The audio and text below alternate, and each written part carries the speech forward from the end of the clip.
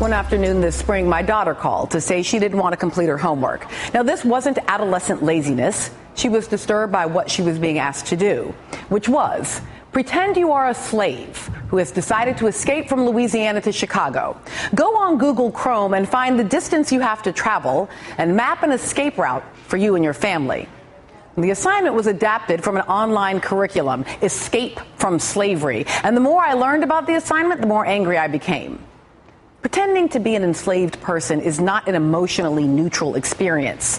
When I've talked with my daughter about slavery, I've tried to express the extreme human injustice and intense suffering that millions experienced. When a child is asked to pretend to be escaping slavery, it's not just about mapping a route. It's about the horror and terror and likely death and deep injustice. Imagine asking a student to pretend they're on the 80th floor of the World Trade Center when a plane strikes on September 11th, and then to use building plans to map an escape route. To do that would dishonor and trivialize the experiences of the victims of 9/11.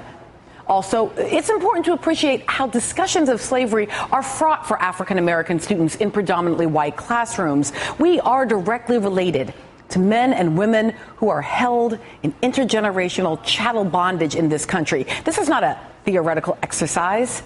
It's very much a personal story. African American children may not want to share their discomfort because they fear being teased by classmates because of their personal connection to slavery. All that means that slavery needs to be taught, but it must be taught in a situation that allows complexity and humanity to be at the forefront. Now, managing the effects of this supposedly inclusive history curriculum has been a challenge. But this week, I'd learned that while I was battling an assignment that turned slavery into a soulless mapping exercise, another set of parents were dealing with their daughter's class field trip that made a lesson about slavery into a traumatic experience that included being chased and threatened and called racial names. When we come back, I'll talk to those parents. We're going to try to understand the effects of slavery reenactments as educational tools.